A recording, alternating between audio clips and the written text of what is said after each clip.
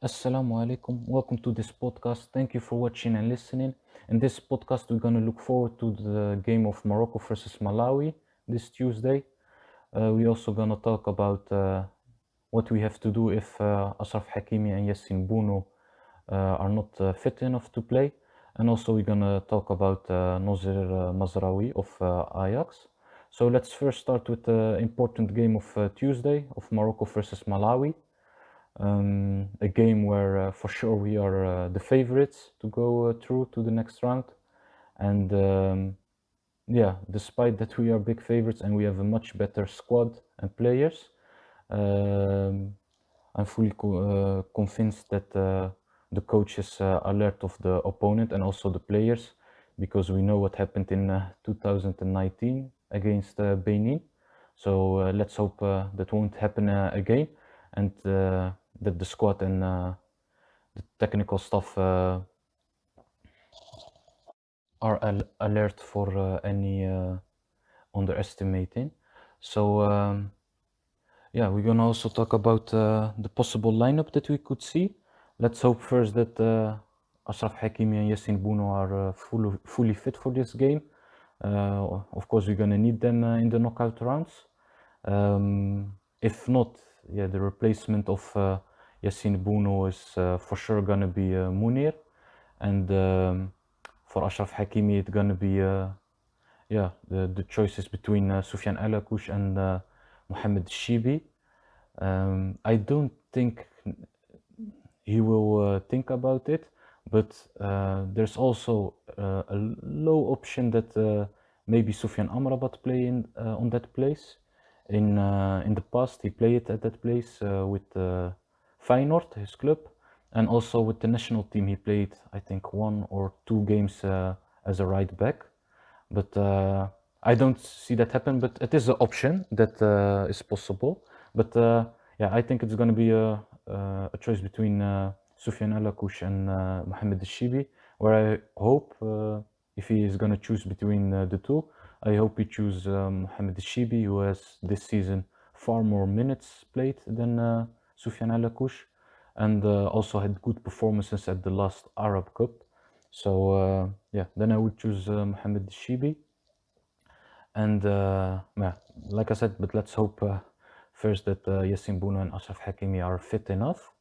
And yeah, and about the option of Soufiane Amrabat, it's just an option what yeah, could be possible, but a very low chance from what I see, because at those moments, especially when you are in the middle of a tournament, you rather replace one place or change it than you have to change 2 places. And also we saw in the games against Comor and also Gabon, the impact and the quality of Soufiane Amrabat on the midfield, especially in the game against Gabon. He was very good. So yeah, let's talk about the possible lineup. A lineup with, of course, Yassine Bounou and Achraf Hakimi. So on goal, Yassine Bounou. Same defense as always. Achraf Hakimi, Roman Seis, Naif Eggert, and also Adam Massina. On the midfield, I hope you choose Soufiane Amrabat, Salim Amellah, and Imran Louza. I I like the play. I like the way how Salim Amellah is performing himself this Africa Cup. Has a lot of impact on the midfield with his goals, creating chances, and keeping possession. Imran Louza also, I think, has so far a very good tournament. At the beginning of the tournament, I hoped that Ilyas Shair will play in the midfield, but after the performances, I think the coach will choose Salim Amellah. And yeah, also after the early substitute of Ilyas Shair in the game against Gabon, I don't think he will now put him again from the start in the starting 11. But it wouldn't surprise me, because we know, as always, that the coach for like every game changes 1, 2, 3 positions. So yeah, it wouldn't surprise me if we see some changes on the midfield. Up front, I hope to see on the left wing Soufiane Boufal, as a striker Youssef Ennesseri. On the right wing, if he is fit, I hope to see Ryan in May. If not, I would choose Tariq Tissoudali. Why Tariq Tissoudali and not somebody like Zakaria Abu Khlal or Munir Al-Haddadi or Sufyan Rahimi is about Malawi probably is gonna play very defensively, lie a lot on the counter, and against those opponents you need somebody who's good in small spaces, who don't need a lot of space to create some danger or to create a chance. And Tariq Tissoudali is such a player. He can play very well in small spaces, has a very good technique, has a good dribble. So at those moments I would choose him instead of Zakaria Abu Khlal, who is more, his qualities are more useful if you play more on reacting football or play on the counter. So yeah, if Ryan May is not fit, who I would choose because of his last performances with our national team, where he scored a couple of goals, had also assists, and performed himself very well. But if he's not fit, I would choose Tariq Tissoudali also because, yeah, like I said, Malawi gonna play defensively, and let's hope we're gonna be up front during the game. And when you are up front, Malawi is gonna try to come, give some spaces away, and then you have more chances to create a counter or to create a reaction on an attack of Malawi, and then you could use Zakaria Abu Khlal, his qualities more. So yeah, that's about the lineup. So far, this tournament, of course, like every Moroccan, I like the results that Morocco has achieved so far. The win against Ghana, the win against Comor. Also, the fact that we were sure of the knockout rounds after the second game. So I'm happy with that, with the performances. The performances against Ghana was not well. Only thing that was good was our defense. But we didn't control the game. We weren't dominant during that game. So that performance, attacking wise and also controlling wise, I didn't like so much. And against Gabon, yeah, to be honest, especially the first half, Gabon was better than us. Of course, we played without players like Roma Seis, and also in the first game against Ghana we missed some players. But yeah, let's hope they have learned from that. And Yassine now also against Malawi, a good performance. So yeah, result-wise, so far I'm very happy, and it's not easy at all to get 7 points in your group. We see it in other groups. It isn't easy anymore to win from opponents who you would think that they are average level or average squad. So result-wise, so far we have a good tournament. In terms of be dominant and to control a game, I think we have still some steps to make. But yeah, let's hope they start with that against Malawi. Let's go to our next subject. That was the subject of Noussair Mazraoui, a player who is going to be out of contract this summer, player of Ajax Amsterdam, who have a very good season this year.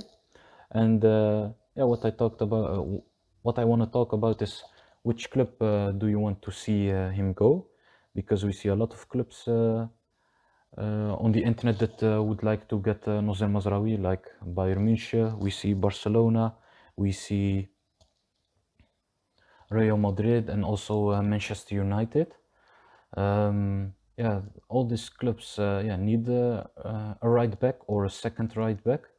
I think at Barcelona he has a big chance to play also at Bayern Munchen, because the age of Dani Alves and also the critics that Benjamin Pavard receives from Bayern Munchen. At Man United he also has a very big chance, because from what the coach of Manchester United said, Aaron Wan-Bissaka isn't at this moment good enough to play. And I think Mazraoui is far better than Diego Dalot. Also the fact that maybe Erik ten Hag, the coach of Ajax Amsterdam, is going to Manchester United would make a transfer of Noussair Mazraoui to Manchester United more easy. So I would like to see maybe such a transfer. Real Madrid, yeah, we know that Dani Carvajal is a player who get a lot of injuries, and they now use Lucas Vazquez, a player of the club, as a right back. I think there is more difficult for him to get always a starting place because of Dani Carvajal. We saw that also with Hakimi, who left Real Madrid because of that. And yeah, also from what I see and also see in the games of Real Madrid, they are so far happy with Lucas Vazquez as backup. Also, Nacho can play on that place. So I would like to see him to one of the other three clubs. And yeah, if Erik ten Hag is going to Manchester United, I would like to follow him, because he has developed himself incredibly under Erik ten Hag. And yeah, it's fine to go to a club where you have yeah, a coach who know your quality, and who for Noussair Mazraoui also worked with him at a very young age. So yeah, I want to know what you would say about Noussair Mazraoui. Do you also want to see him to go to Manchester United if Erik ten Hag is going over there, or other club? Like I said, from out of the 4 clubs that I said, I would like to see for him as first option Manchester United if Erik ten Hag is going. Otherwise, Barcelona or Bayern Munchen. So give me in the comments your ideas about a possible Noussair Mazraoui transfer, and yeah, let's hope also that the problems that he has with our coach will be solved, because it would be very nice to have him back in the squad, because like I said, he so far he has an incredible year with his club, and yeah, he's developing fantastically. And yeah, you see now there are some doubts about if Achraf Hakimi will play against Malawi. How fine would it be to now use Noussair Mazraoui in that game? So yeah, this was the podcast. I had still some questions because now the group stage of the Africa Cup is ended, and we are 2 days away from the start for Morocco at the knockout rounds. I want to know from you guys, who do you think so far was our best player at the Africa Cup? Who was for you a surprise during this tournament? And who of the players was so far disappointed? So I want to know for you guys the best player so far, the biggest surprise, who is performing above the expectations, and also who is disappointing. So that's what I want to know in the comments. Also about Noussair Mazraoui, which club or clubs would you say would be a good fit for him? And yeah, I hope you liked this podcast. I want to ask you to subscribe on my YouTube channel, to give this video a like, and to share this video. And see you in the next videos and podcast what I will make. And inshallah, I see you in the future. Assalamu alaikum.